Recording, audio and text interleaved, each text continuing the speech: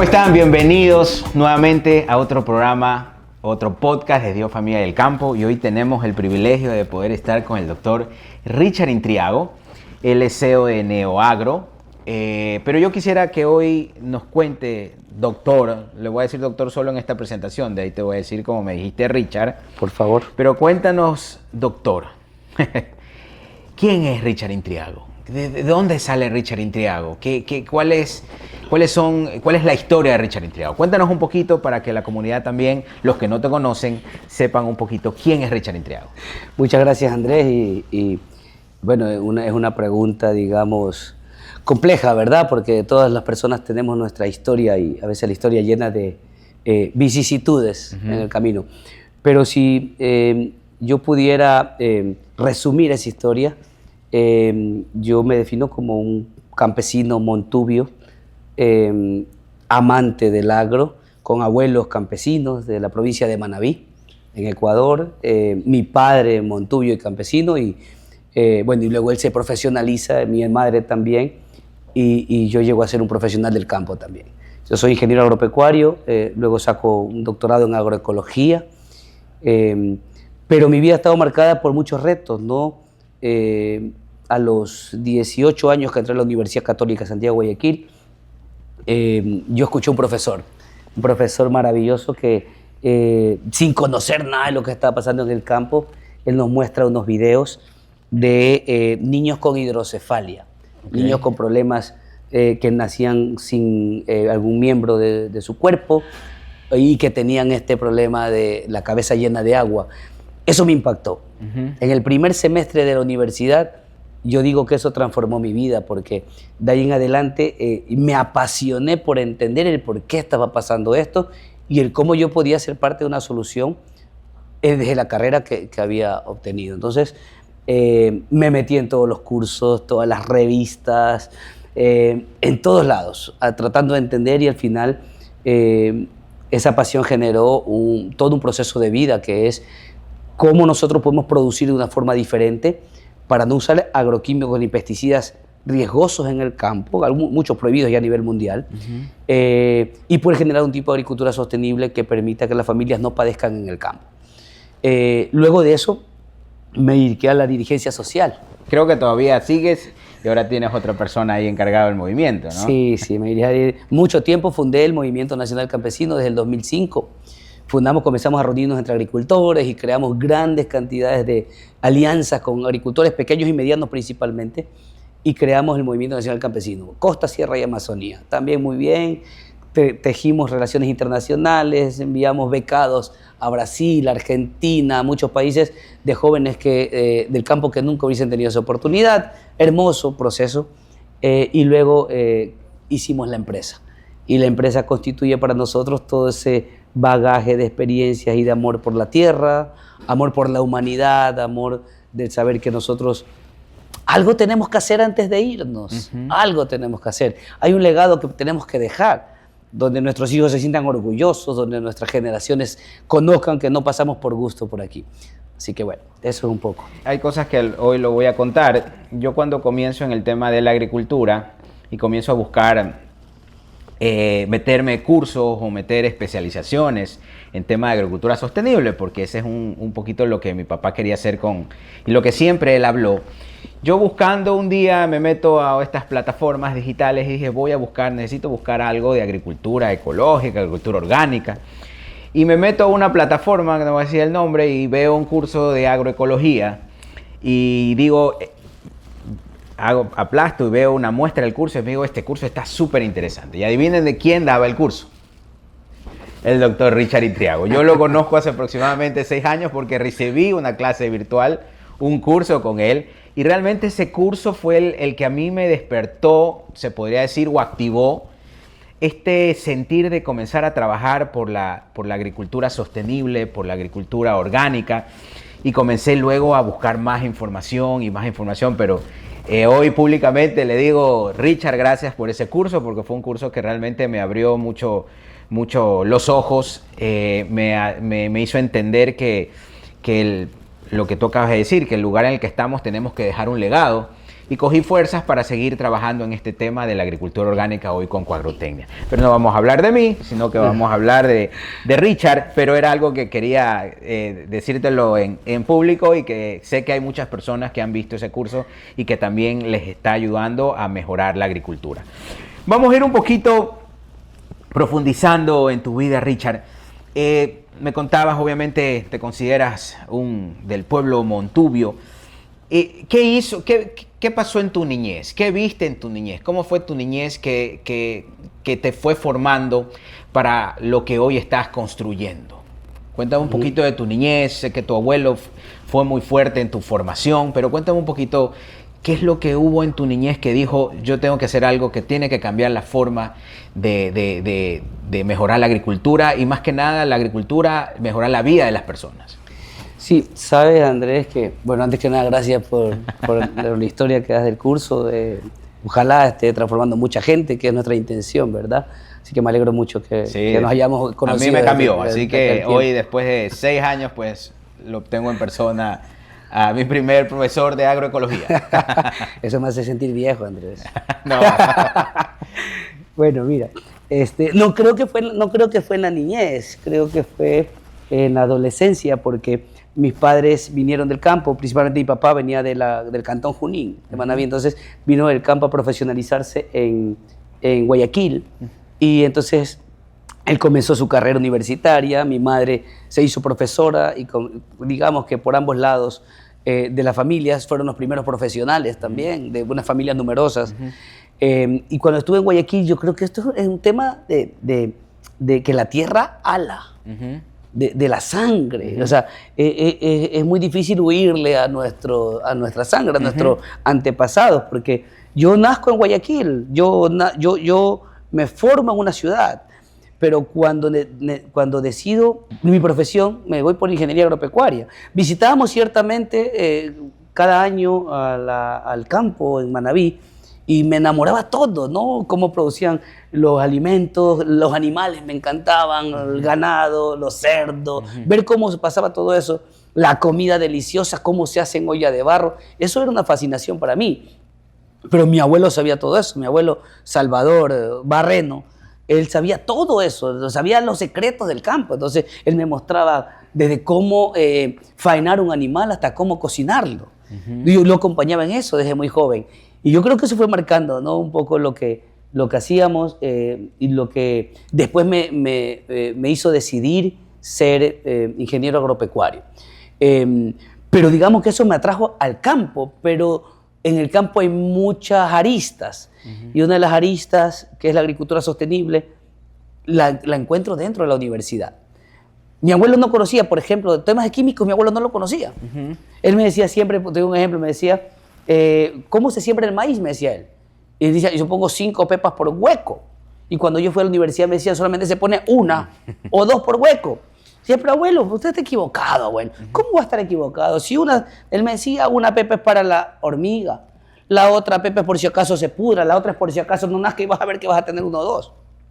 Porque ellos estaban trabajando con semillas criollas, autóctonas. Entonces comencé a entender todo eso y en las discusiones con mi abuelo, que además fue mi aliado, mi hermano, porque con mi abuelo andábamos en todos lados, creo que ahí nació un amor muy grande, pero un amor muy grande y muy profundo a la tierra, al campo y a lo que Dios nos ha dado al fin, que es el sustento de todos los seres humanos.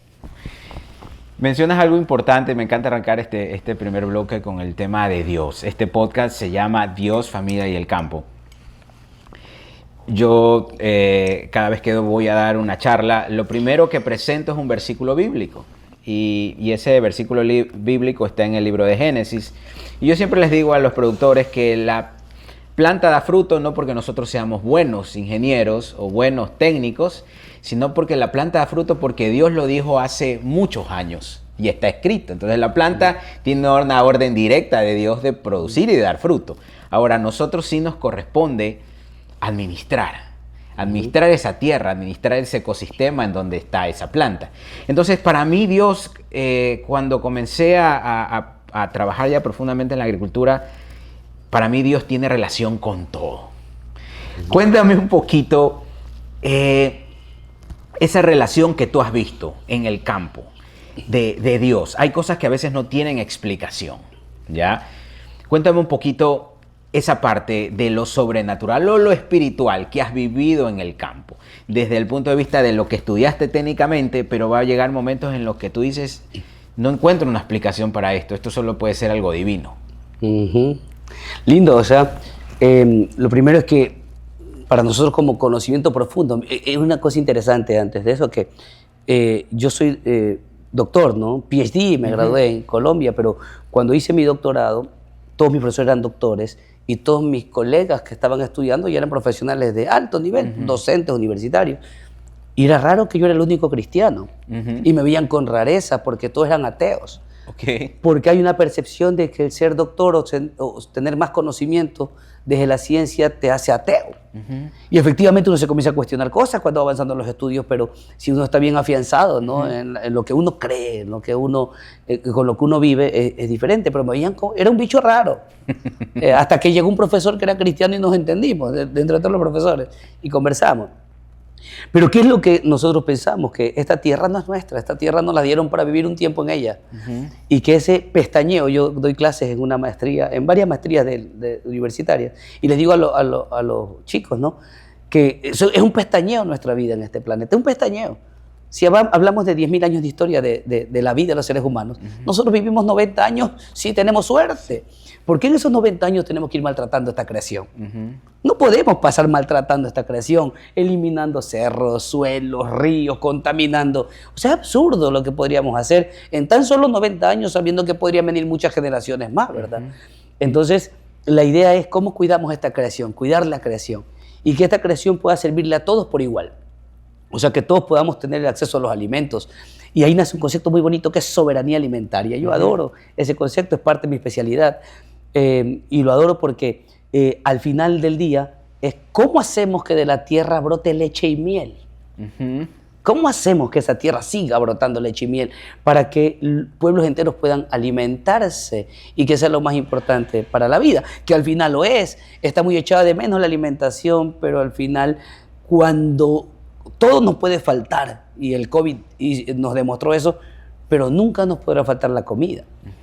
Eso es lo que hay que proteger. Yo creo que eso es un concepto muy bonito. Y por otro lado, a nivel no del campo, sino de consumidores, siempre decimos, no es justo, no hay justicia en que en los supermercados existan dos tipos de alimentos, uno etiquetados como orgánicos y otro que no tienen etiqueta, que sabemos que tienen agroquímicos, y que el orgánico cueste 2 y 3 veces más en un supermercado.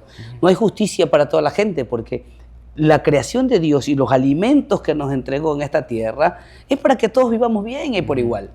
Pero una persona pobre que va al supermercado no va a poder tener acceso al más caro, va a tener que comprarse el más barato, o sea, va a tener que comer veneno.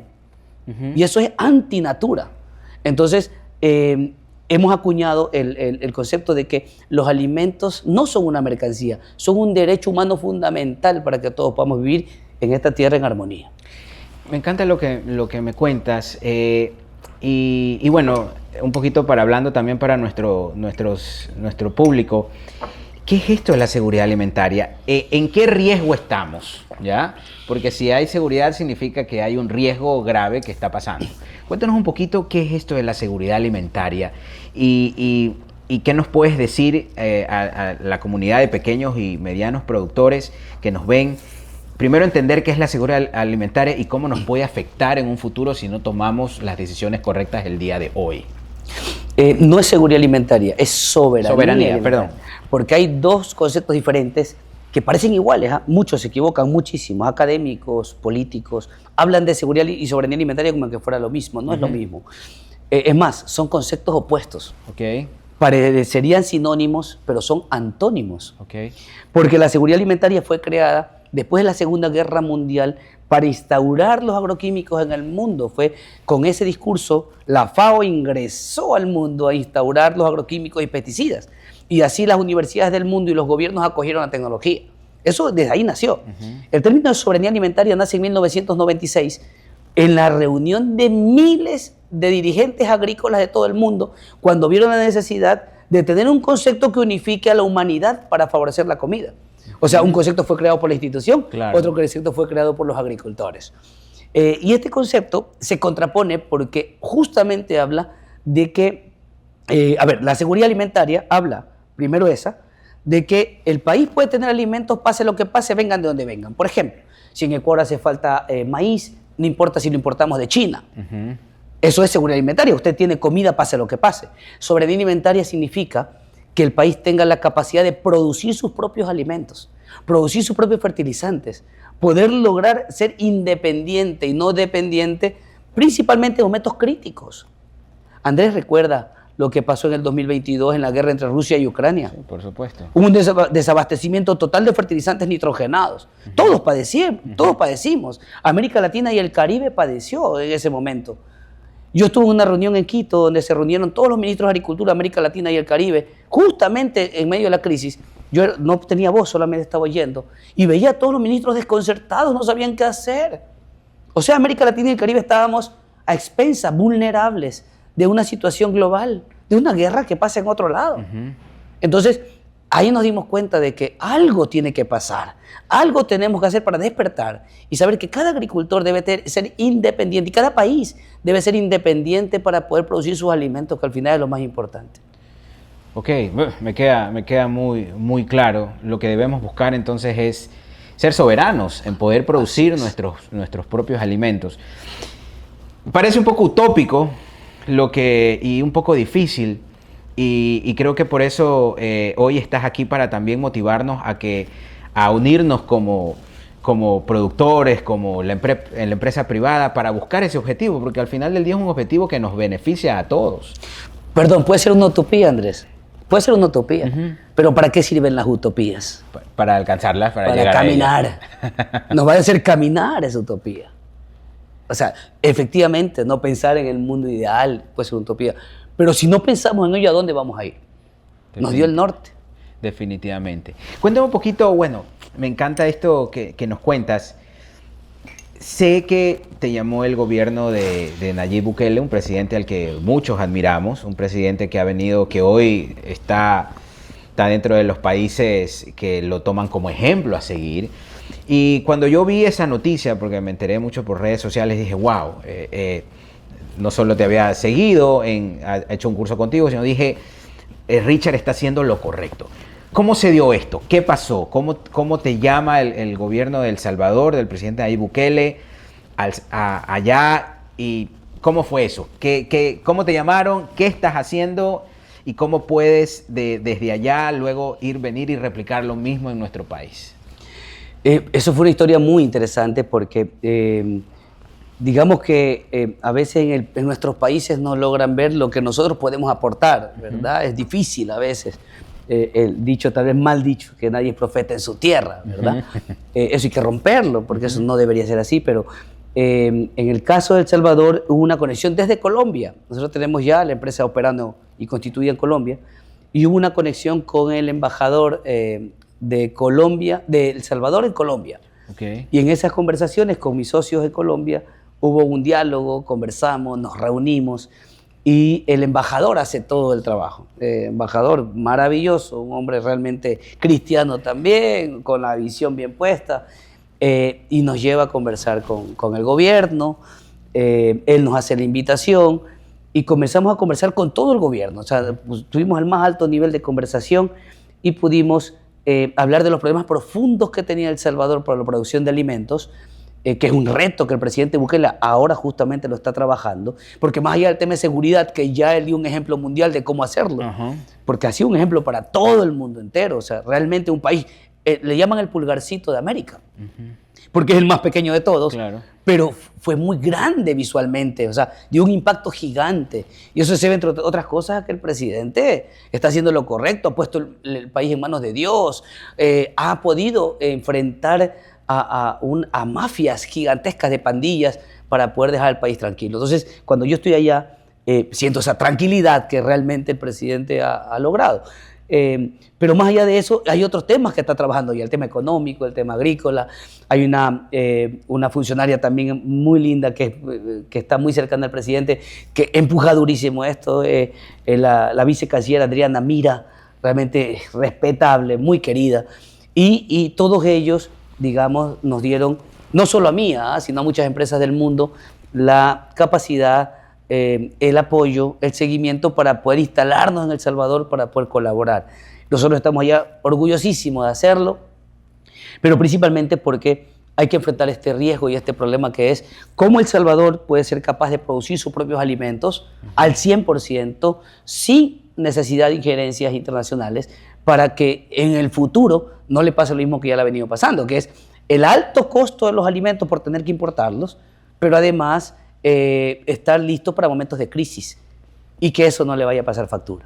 Ok, y entonces, en El Salvador estás con este proyecto de las biofábricas. ¿Qué están haciendo allá? Cuéntame un poquito ya en detalle lo que me puedas contar. Si es algo confidencial, obviamente lo obviamos, pero un poquito para que nuestra comunidad sepa qué estás haciendo, qué básicamente es lo que hace el doctor Richard Intriago allá. Se va al campo, analiza las problemáticas del suelo, va y dice, no, aquí necesitamos esto. ¿Qué es lo que estás haciendo técnicamente allá? Nuestro papel es un poco más estratégico, es un papel de poder determinar el cómo podemos abastecer de fertilizantes a todo el país. Y que El Salvador se vuelva, que es uno de los objetivos, el exportador de estos fertilizantes a todo Centroamérica. O sea, ahora antes los importaba, ahora el objetivo es exportarlos, pero que sean orgánicos. Nosotros lo que producimos son fertilizantes orgánicos. Y en ese papel estratégico lo que estamos haciendo por ahora es algunos impactos fuertes en el sector agropecuario. Por ejemplo, el año pasado tuvimos un evento magnífico, tal vez nunca antes visto en El Salvador, de agricultura sostenible en San Salvador, que es la capital, con 400 delegados de todo Centroamérica. Nosotros lo organizamos y lo dirigimos, por ejemplo. Entonces, eso hizo que El Salvador comience a tener una presencia mucho más imponente en el tema agrícola, que hasta la fecha, digamos, le ha costado bastante. Y nuestro papel en particular es la formación de profesionales, de agricultores, para que puedan producir sus propios fertilizantes. Y ahora estamos en la construcción de una biofábrica, una mega biofábrica, no las biofábricas pequeñas que ahora estamos instalando en el país, sino una muy grande, que permite exportar fertilizantes a Centroamérica. Ese es el papel más clave que tenemos, es la visión que tiene el gobierno nacional y que nosotros estamos respaldando. Qué interesante, qué increíble lo que me cuentas. Cuando te llaman al gobierno de El Salvador, ¿qué conceptos ellos tenían de la agricultura orgánica, de la agricultura sostenible, siendo un país que produce solo el 20% de sus alimentos? ¿Cómo lo veían? ¿Qué era algo nuevo? ¿Tenían desconocimiento? ¿Qué pensaban ellos de este mundo de la agricultura orgánica? En El Salvador hay muy buenos profesionales de altísimo nivel. La doctora Odette Varela, que es la que está al frente del instituto de investigación más importante del país, ella es una doctora en estos temas. Entonces, digamos que esa relación también ayuda mucho. Ella es una especialista en biochar. Okay. Y eso ayudó a que fluyan algunas cosas. Yo creo que el presidente Bukele la tiene clara. Yo creo que él sabe que también la orientación es hacia la agricultura sostenible. Obviamente, esto no es tan fácil, ¿no? Esto es una transición que le va a costar, como a todos los países, pero creo que hay un muy buen escenario para que la agricultura sostenible pueda desarrollarse en el país. Sobre todo porque ellos tienen muchos sectores naturales. Es un país de muchos árboles, han cuidado mucho los bosques, los árboles. Y la mayor cantidad de producción de café que tienen es café bajo sombra, que es un café salvadoreño exquisito, que lo están exportando a muchos países, que yo espero traerlo al país también. Pero este café salvadoreño es un café bajo sombra que está prohibida la tala. Okay. Entonces hay muchas leyes que restringen la tala, que permiten tener una biodiversidad en armonía para sacar productos de alta calidad. Y eso ayuda mucho a la agricultura sostenible. O sea, podemos nosotros construir agricultura ya en un ecosistema que no ha sido contaminado. Esa es una ventaja enorme. Yo les decía a ellos que hay una ventaja también en temas de suelo. El colchón de materia orgánica que tienen ellos les permitiría recuperar los suelos de todo el país de agricultura, inclusive de poder exportar a todo Centroamérica. Solamente hablando de la materia orgánica y la cantidad de la microbiología tan rica que poseen esos suelos, justamente porque han podido sostener todos los campos. Igual que aquí, hay sectores de café bajo sombra que no necesitan riego. Allá no riegan el café, porque la materia orgánica logra sostener la humedad por todo el verano. ¿Qué es el diseño de Dios, ¿no? Un suelo saludable, rico en materia orgánica, humificada, te permite retener el agua hasta un 90%. O sea, diseñada específicamente para que en época de verano de acuerdo a la estación climática que tenga, pueda sostenerse el suelo sin riego o sin lluvia, ¿no? El suelo es perfecto y yo siempre, cada vez que profundizo y estudio mucho más, me digo, Dios es perfecto. Qué increíble lo que me cuentas, de lo que estás haciendo en Salvador.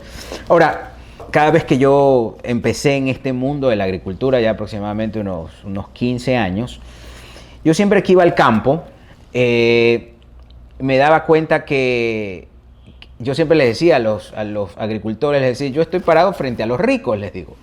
Porque yo cuando llego a mi casa, abro la ventana y tal vez veo un patio de 5, 6, 7 metros, tal vez hay gente que tenga 10 metros de profundidad. Pero cuando usted abre la ventana, su patio es infinito. Entonces yo les decía, dígame usted, ¿quién es el rico aquí? ¿Usted o yo? Yo tengo una visión limitada, usted tiene un campo que no tiene límite. Y de ahí yo me daba cuenta que en las zonas rurales y nuestros pequeños y medianos productores, en vez de crecer, de aumentar su riqueza, cada vez se empobrecen más. Yo decía, no entiendo este negocio. No entiendo por qué el pequeño y mediano agricultor cada vez tiene menos, ¿ya? Cada vez produce de forma más complicada, sabe lo que siembra, pero no sabe lo que va a cosechar, y cada vez está más complicado. Yo decía, este modelo tiene un problema, ¿no? Luego obviamente vi los altos costos de fertilizantes, de insumos químicos, de pesticidas y de cosas. Y dije, este modelo tiene que cambiar. Y cuando vi tu modelo de negocio de las biofábricas, digo, eso es una excelente solución. Cuéntame de dónde nace este tema de las biofábricas, cómo nace, cómo está funcionando y cuál es el objetivo de estas biofábricas a nivel de nuestro país. Cuéntanos un poquito de eso para que los pequeños y medianos productores que nos ven sepan que hay una solución ahora de forma asequible y que pueden tener al fertilizante orgánico directamente a un bajo costo. Bueno, mira, eso empezó hace 25 años atrás, ¿no? Siempre, digamos, los emprendedores o los empresarios tenemos historias largas, ¿no? Esto es como, escuchaba su historia también, la de su padre, orgullosísimo de conocerla y sabemos que esto viene a veces de generación en generación, no es de la noche a la mañana. Así es. Entonces, desde hace 25 años atrás soy productor también y empecé a ser productor en ese tiempo y comencé a probar productos, ¿no? A elaborar productos, muchos con estiércol de vaca, melaza, todo lo normal que uno hace en el campo. Y yo los hacía solito en la finca, los producía papaya, pimiento, arroz. Y comencé a ver algunas cosas, algunos detalles importantes que íbamos viendo, qué funcionaba, qué no funcionaba. Yo mismo los aplicaba con bomba de mochila, o sea, yo hacía todo. Comencé a ver cómo reaccionaba el mercado cuando sacábamos papayas ya de este tipo. Ya no querían llevarse la otra porque la nuestra era mucho más dulce y la del vecino no era insípida. Entonces comencé a ver que los grados Brix cambiaban dentro de los frutos.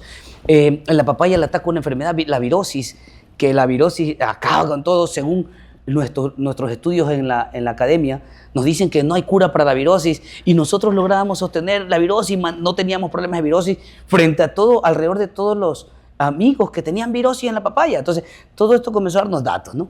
Y comenzamos a elaborar productos mucho más, digamos, finos, refinarlos, ¿no? Ahora, por ejemplo, ya no usamos estiércol, usamos biotecnología, hablamos de microbiología específica para la producción de otros fertilizantes. Pero la pregunta que algún rato nos surgió fue, ¿cómo masificamos esto? O sea, no solamente en la venta de productos, que eso está bien y es mucho esfuerzo, pero no nos va a alcanzar la vida para ver una transformación del campo. Así es. Entonces, ¿cómo lo hacemos masivo? Y nuestra empresa siempre ronda la palabra masificación, yo se las coloco muchas veces. ¿Cómo lo masificamos? Aunque ganemos menos, a veces aunque no ganemos mucho, pero no ganemos nada. Masifiquen, hay que masificar. Y ahí salió la biofábrica. Primero se construyeron 3 tanquecitos, luego se hizo con caña guadúa y luego se hizo una estructura de metal y comenzó, ya tengo alrededor de 6 años, haciendo innovación de biofábricas permanente. Pero cuando la FAO, por medio de su Secretaría Placa, abrió un concurso y participamos a nivel de Latinoamérica y el Caribe, y sin querer, nosotros estábamos tranquilos, es como esas cosas que uno participa y sigue, ¿verdad? Claro. Nos llaman que habíamos ganado el primer lugar en América Latina y el Caribe, que nuestras biofábricas podrían resolver o enfrentar el problema del cambio climático y la crisis rural. Para nosotros fue un boom, nos decimos, nos ganamos el primer puesto. Decíamos en el campo, ecuatoriano come plátano, ¿no? Un ecuatoriano común, sencillo. Entonces, eso nos llevó a otra dimensión, entender que lo que estábamos haciendo era valioso. Nos llamaron de otros países, tuvimos acceso a Colombia. Creo que eso también fue parte de llegar a El Salvador.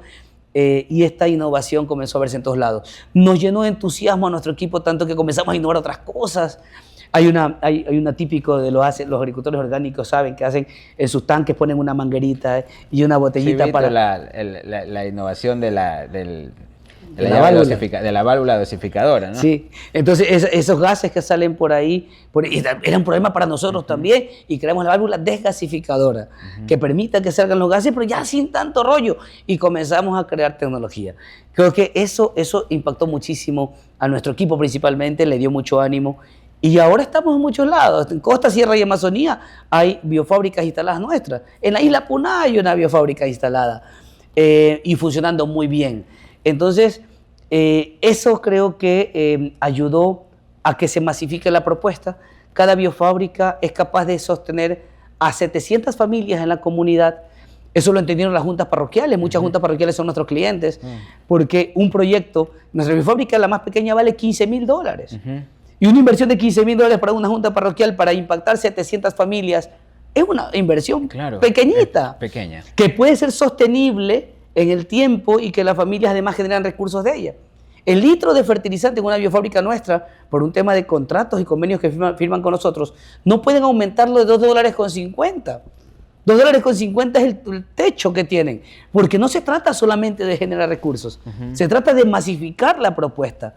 Entonces son fertilizantes al granel in situ que los agricultores tienen para producir, pero que no tienen por qué ya usar productos que son buenos como el estiércol, pero que si no los manejas bien podrían traer alguna consecuencia. Definitivamente. Qué chévere lo de las biofábricas. A mí me encantó ese modelo cuando lo vi y sé que ya llevas instalando bastantes y esto sigue creciendo. ¿Cómo pueden hacer nuestra comunidad o las juntas parroquiales o los que nos están viendo para poder solicitar una biofábrica? ¿Qué es lo que se necesita? ¿Cómo funciona ya un tema logístico o legal?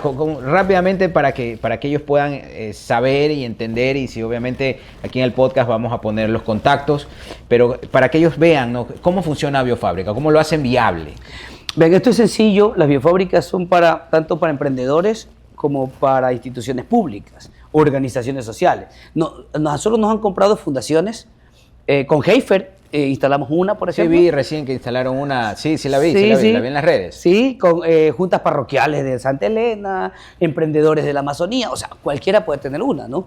Nosotros nos demoramos alrededor de 5 días en instalarla y cualquiera puede comprarla. Tiene asesoría nuestra por 1 año, para que sepan usarla. Los agricultores hacen preguntas, entre otras cosas. Pueden ver nuestros números, llamarnos, nuestras redes sociales, nuestra página web, neoagroglobal.com, y pueden solicitarla. Es fácil. O sea, yo creo que más es la voluntad de querer comprar una tecnología de esta, instalarla, que cualquier otra cosa. Nosotros somos muy rápidos en eso. Y además, en la expo que pudimos compartir, maravillosa en Manta, momento increíble para todos nosotros, expusimos una inteligencia artificial, ya creamos una inteligencia artificial que me encantó.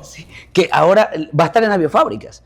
O sea que la inteligencia artificial va a estar en una pantalla, que es una persona, un ingeniero agrónomo que va a estar asesorando. Pueden ir los agricultores a asesorarse con esta inteligencia artificial, preguntarle plagas, enfermedades, el cultivo, cuándo dosifico, qué me está pasando. Y la inteligencia artificial ahorita tiene la capacidad de responder a todo eso. O sea, eso digamos que ayuda muchísimo a que los agricultores gasten menos recursos y que cualquier emprendedor pueda ponerse este negocio. Porque no necesito saber de agricultura para ponerme ahora el negocio si ya tengo mi asesor en inteligencia artificial que va a hablar con los agricultores. Y bueno, en nuestro país se da un caso, no digo que es un caso especial, pero gran parte de, por ejemplo, cuando yo visito las fincas, los dueños de las fincas no son ingenieros agrónomos la mayoría de veces. Tengo abogados, ingenieros comerciales, arquitectos.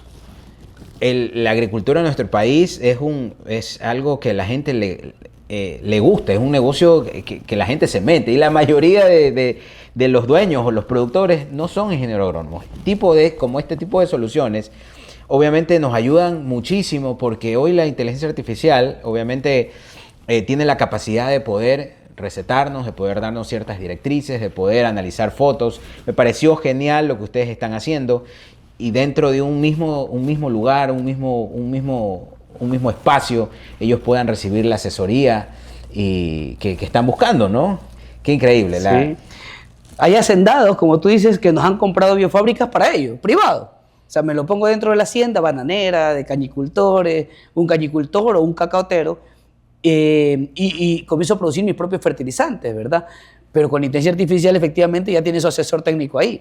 Es más, la inteligencia artificial tiene la capacidad de ver la hoja para determinar plagas y enfermedades, ver el suelo para poder ver qué está pasando en parte física principalmente, hacer un análisis físico visual. O sea, creo que ya podemos tener una herramienta que nos va a ahorrar muchísimos dolores de cabeza. Definitivamente. Quiero hacerte una pregunta, Richard, entendiendo mucho tu experiencia. A veces cuando hablo con los pequeños y medianos agricultores, hay este concepto de que la agricultura orgánica es inviable, de que es difícil, de que es muy cara, de que no es posible, ¿ya? Muchos productores dicen, no puedo sostener una agricultura orgánica porque hay enfermedades y hay cosas que no puedo curar a través de soluciones orgánicas. Cuéntanos un poquito en tu experiencia y en lo que hoy estás haciendo. ¿Qué se le puede decir a estos pequeños y medianos agricultores que todavía no ven a la agricultura orgánica o soluciones orgánicas como una herramienta importante para sus cultivos? Sí, lo primero, que es lo que sostiene Coagrotecnia, el suelo, ¿no? Coagrotecnia veo que sostiene muchísimo el tema de la fertilidad y el equilibrio del suelo. Cuando nosotros logramos entender que la base de todo problema está en el suelo, logramos manejar todos estos temas de plagas, enfermedades, deficiencias nutricionales. Cuando no vemos al suelo solo como un sustrato que nos permite pasar nutrientes, sino como algo vivo que tenemos que alimentar para sostener los cultivos. Ahí cambia. Primero, cambiar la percepción. Segundo, he escuchado mucho eso de que la agricultura orgánica es más cara, ¿no? Eso es un error. Nosotros tenemos datos científicos de análisis de campo que determinan curvas de producción y rentabilidad. Lo que nos ha dicho que, por ejemplo, vamos a poner un ejemplo sencillo para que todos entendamos. Pregúntele a cualquiera en el campo, vayan donde un arrocero, un platanero, un cañicultor, y pregúntele, en este hectárea de terreno, ¿cuánto tiempo está usted? Si él dice, tengo 20 años, listo. Pregúntele cuánto producía hace 20 años atrás y cuánto está produciendo ahora. Primer dato que necesitamos. Segundo dato, ¿cuántos sacos de fertilizantes químicos o cuánto gastaba en químicos hace 20 años atrás? Y el que va a decir, no, casi nada, ¿verdad? ¿Y ahora cuánto está gastando? Un montón. Porque los fertilizantes químicos van a ir aumentando, aumentan con el tiempo porque la eficiencia cada vez es más, pero la productividad disminuye. Entonces tenemos una curva que va aumentando, que es el costo, y la productividad que va disminuyendo. Es por eso que el campo no es rentable. ¿Qué pasa con la agricultura orgánica? ¿Qué pasa con lo que hacemos? Que cuando haces bien las tareas, no solamente comprar fertilizantes, sino hacer tareas de campo que recuperen ese suelo, ¿no? Lo que pasa es que al inicio probablemente la productividad es menor porque ya has desgastado el suelo. Pero a medida que van pasando los años, la productividad aumenta y el costo va bajando. O sea, ser inmediatista, creer que la naturaleza es así de rápida como que le pongo algo y me tiene que resolver, ese es el problema. Y esto no demora mucho, probablemente 2, 3, 4 años, hay que tener paciencia. Pero a la larga, siempre después de 2, 3, 4 años, la producción orgánica comienza a generar un montón de recursos. Les voy a poner un ejemplo que no voy a nombrar el ingenio, pero hubo un profesional, que tal vez tú has escuchado el caso, que vino de Holanda a asesorar a este ingenio hace muchos años atrás, porque solamente usaban químicos y el ingenio dijo, no, quiero transformar esto, el suelo lo tengo desgastado. Y el profesional comenzó a hacer una serie de trabajo, principalmente a llevar gallinaza en grandes cantidades y toneladas a incorporarlas. Después que las incorporó, los dueños dijeron, pero no nos ha aumentado la productividad, comenzaron a medir, la productividad sigue igual, es más, nos ha disminuido un poco, y lo botaron al holandés, el holandés se tuvo que retirar. Pero después de 3 años, se disparó la producción. Ese ingenio azucarero fue, que tenía muchas hectáreas de caña, fue el ejemplo nacional de lo que había que hacer. se le dispara la producción y tuvieron que llamarlo a decir, oye, ¿qué fue lo que hiciste? Porque así funciona la materia orgánica del suelo. No es inmediata como otros productos, sino que va a ir generando con el tiempo. Entonces, yo creo que los que estamos en el campo y tenemos la paciencia de saber que la naturaleza se maneja de a poco, la única vía, y eso quiero que se entienda bien, la única vía que nos queda a los seres humanos para poder seguir produciendo alimentos es la agricultura sostenible. No hay más. Yo sostengo, y lo sostengo así con mucha humildad, pero con gran creencia de que la agricultura convencional llegó a su límite y está colapsando. Así que profesionales como nosotros, empresas como nosotras, vamos a poder sostener este tipo de agricultura. Wow, me encanta todo lo que dices, Richard. Me encantaría poder quedarme aquí mucho más tiempo y sé que nuestra comunidad tiene muchas inquietudes todavía. Yo para ir cerrando, quiero entrar un poquito en el tema de qué piensas de la agricultura regenerativa. Yo cuando hablo de este tema hay mucha gente que todavía no lo entiende, piensa que es un tema de moda, porque hay muchas corrientes, ¿no? La agricultura orgánica, como la vemos, la agroecología, hoy hablamos de la agricultura regenerativa. ¿Cómo podemos ordenar todas estas ideas y para poder llevar un mismo camino? Al final cada una van hacia un mismo objetivo, ¿no? Pero te estoy haciendo dos preguntas en uno. Lo primero era, ¿qué piensas de la agricultura regenerativa? ¿Cómo esto ha impactado hoy en tus modelos de negocio y lo que estás haciendo en otros países? ¿Y cómo podemos unificar estos conceptos, ¿no? Agroecología, agricultura orgánica, agricultura regenerativa, agricultura sostenible, sustentable. Porque muchas veces pensamos que son lo mismo o pensamos que son cosas diferentes. Ordénanos un poquito las ideas. Pienso que en la historia del conocimiento humano, cuando los humanos comenzamos a crear conocimiento desde todos los tiempos, se generan corrientes de pensamiento, filosóficos, técnicos, ¿no? Políticos, lo que sea. Y estas corrientes de pensamiento están dadas por diferentes personas que intentan hacer muchas veces cosas positivas. Dentro de la agricultura sustentable están todas estas aristas, ¿no? de tipos de agricultura. Y la agricultura regenerativa, ahora que está posicionándose con fuerza, bueno, no es más que regenerar todo lo que ha pasado y comenzar a trabajar en un suelo principalmente de regeneración para que los cultivos estén mejor. Pero tiene todo, unas formas técnicas de ser tratada. Ahora, yo no me enredaría mucho en esos términos porque a veces eso trae conflictos. Lamentablemente, yo he visto grupos, yo soy parte de la Sociedad Científica Latinoamericana de Agroecología y veo que muchos agroecólogos están peleados con los ingenieros que hacen agricultura orgánica y los orgánicos están peleados con los de permacultura y los de permacultura con los biológicos, por favor, ¿no? O sea, yo creo que eso justamente es lo que hay que evitar. Hay que evitar que la forma de ver la agricultura nos divida, más bien que nos una un solo ideal. Por ejemplo, lo que hicimos en la Expo fue... ¿Qué lo iba a mencionar ahorita? Agricultura sostenible, ¿verdad? Y todos entramos. O sea, todos queremos hacer algo positivo, aunque sea un pedacito. Si comenzamos a vernos de esa forma, creo que vamos a ser poderosos. Entonces, la agricultura orgánica dice solo es la sustitución de insumos. Pero la agroecología va mucho más allá porque es el rediseño del agroecosistema. Está bien, uno hace lo suyo, los otros hacen lo otro, pero al final lo que necesitamos es tener alimentos más sanos y un ecosistema que nos lo agradezca, ¿verdad? Entonces, yo digo siempre en los congresos que estamos, porque los académicos se llenan más de estos tecnicismos, los agricultores no les importa mucho. Así es. El agricultor quiere que algo le funcione. Pero los académicos que se llenan en tecnicismo, les digo, esto es por gusto, no peleemos entre nosotros mismos, no discutamos estas cosas. Pongamos el norte clave, el norte claro, que es la transformación del ecosistema, del agroecosistema, ¿no? Donde ejercemos la agricultura y todos vamos a ir hacia el mismo lado. Así que yo diría más bien que esto es un motivo de unión. Nosotros empezamos a hacer lo correcto en la Expo, ¿no? Y ojalá que otros países también lo lleven a cabo. Sí, y bueno, qué bueno que lo mencionaste, yo también quería mencionarlo. Nosotros fuimos invitados por Neoagro al Agro Expo Orgánico, que fue en Manta, en la Universidad de Eloy Alfaro. Y la realidad yo le comentaba a Richard que fue algo que realmente muy interesante desde el punto de vista ideológico, te lo podría decir, porque creo que los que buscamos este mismo objetivo de la agricultura sostenible o sustentable, tenemos que unirnos.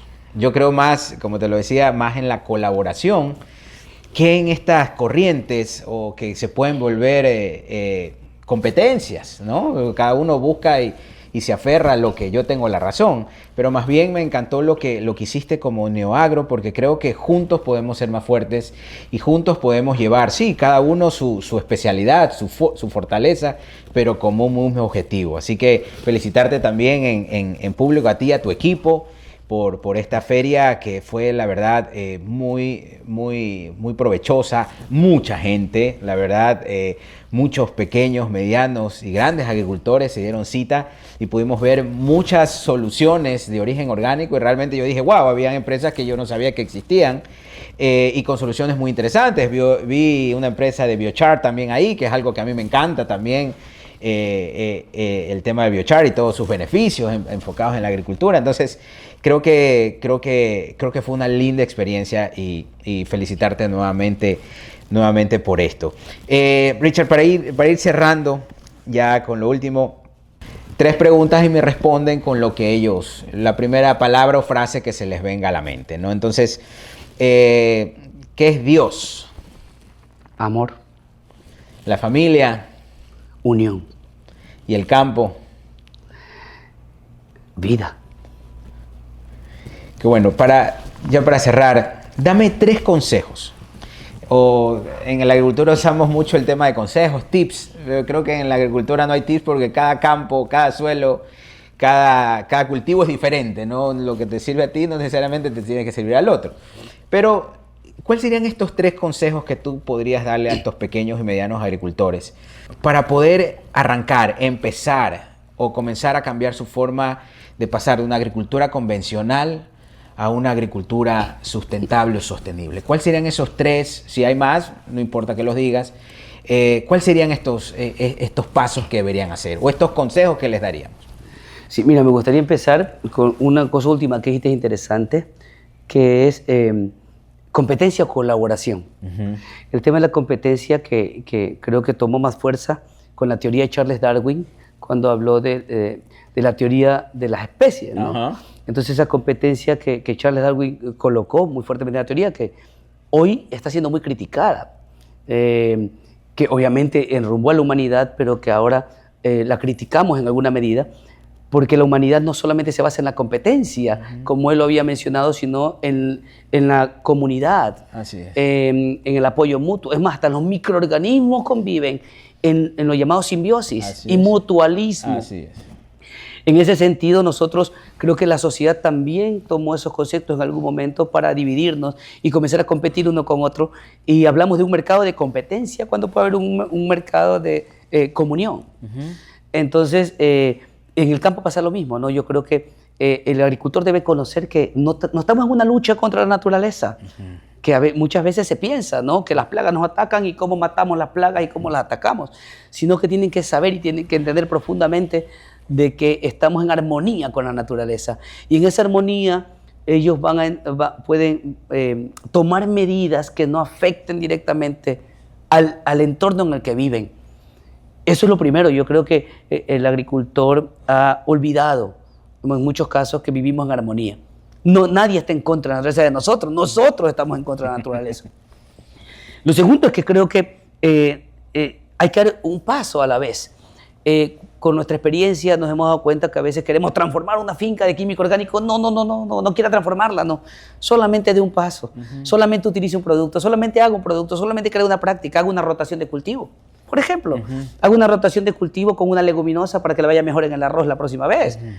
O incorpore otro cultivo dentro del cacao, dentro del café, dentro del plátano, para que haya una diversificación, o sea, haga asociación de cultivo. Con eso basta. O ponga cercas ecológicas con plantas para que las plagas no entren. O como lo vi en California, en viñedos enormes de California, en Estados Unidos, que habían islas de diversidad donde habían flores para atraer a los insectos y atraer a las abejas para que trabajen para ellos en el viñedo. O sea, eso es una práctica de mejorar el entorno natural en el que viven. Que no se vea todo un solo cultivo, sino una sola práctica. No necesitas transformarlo todo. Ahí van agarrando confianza. Así es. Y van haciendo otra práctica y otra práctica más. Yo creo que eso es clave. Y lo último, creo que entender que las plantas son como los seres humanos. El equilibrio nutricional del ser humano que hace que no tengamos nosotros o no seamos propensos a enfermedades. Pasa en las plantas igualito. En el COVID me acuerdo que nuestros viejos de cepa en las casas eran lo que menos les dio COVID. Es que este viejo buena madera, buen barro, decían, ¿no? Estaban bien alimentados, nutricionalmente equilibrados. Entonces, cuando nosotros tenemos plantas equilibradas nutricionalmente, somos menos susceptibles a plagas y enfermedades, incluyendo la virosis, que no se puede controlar. Y cuando hablamos de eso, hablamos de que no exagere con productos nitrogenados, porque es como exagerar, en el caso del ser humano, con arroz, con carbohidratos. No coman, comer mucho arroz no significa que usted esté sano. Comer mucho nitrógeno en las plantas no significa que estén sanas. Entonces, tratemos de hacer un equilibrio nutricional, no exageremos, con el fin de que esas plantas puedan responder a alguna plaga o alguna enfermedad en cualquier momento. Perfecto, increíble. Suso, increíble. Creo que se nos quedan muchos temas pendientes. Creo que la próxima vez que vengas a Ecuador, Richard, pues poder volver a invitarte y poder volver a conversar contigo para ver qué más nos puedes traer a nuestra comunidad. Tienes mucho conocimiento que hay que aprovecharlo de alguna u otra manera. Entonces, gracias por haber estado en este podcast. Nos quedamos con muchas preguntas, pero creo que nos quedamos con este mensaje importante. Primero, de que los ecuatorianos somos capaces de hacer lo que nos propongamos. Y tú, como Richard, creo que estás llevando al Ecuador con su bandera y esta bandera de agricultura sostenible cruzando fronteras. Creo que eso nos inspira a nosotros que estamos en el mismo mundo a querer seguirte los pasos. Gracias por abrir camino. Esto nos inspira a nosotros y sé que va a inspirar a muchos de los que hoy nos están viendo. Y felicitarte por todo lo que estás haciendo y que sepas que eres de inspiración, no solo como persona, sino también como tu modelo de negocio. Creo que la Biblia nos dice que por sus frutos os conoceréis. Y creo que es el tiempo correcto para decir que los frutos que estás dando es realmente lo que eres. Así que felicitarte por eso. Sé que Dios te está respaldando, sé que Dios te está llevando a lugares que a lo mejor soñaste o imaginaste, pero hoy los estás viviendo. Así que, Richard, muchas gracias por estar aquí. Gracias también. Un último mensaje ahora sí para la gente que nos sigue. Puedes cerrar con un mensaje como lo que tú quieras. Muchas gracias, Andrés, por tus palabras, me inspiran. Y más bien, gracias por la invitación. Cuando quieras puedo estar aquí. Ha sido una tertulia muy bonita, ¿verdad? Y bueno, y yo más bien para los que nos escuchan y nos siguen aquí es que no perdamos las esperanzas, ¿no? El país está difícil, está complejo, complicado. Tenemos que enfrentar todo este tema de riesgo, pero siempre pasa, todo esto pasa. Y el tema del campo siempre es un refugio para que la gente pueda saber que ahí tiene donde estar y que no vamos a parar de producir para que todos tengan que comer. Así que sin perder las esperanzas, poner mucha fe que este país va a salir adelante. Muchas gracias y muchas bendiciones. Muchas gracias. Los esperamos entonces en el próximo capítulo de Dios, Familia del Campo. Dennos clic en la campanita para que nos sigan y podamos llegar con el mensaje a más personas. Cuídense mucho. Chao, chao, chao. Es un nuevo día, fluye la energía. Deja que tu espíritu guíe tu camino. Dios, familia.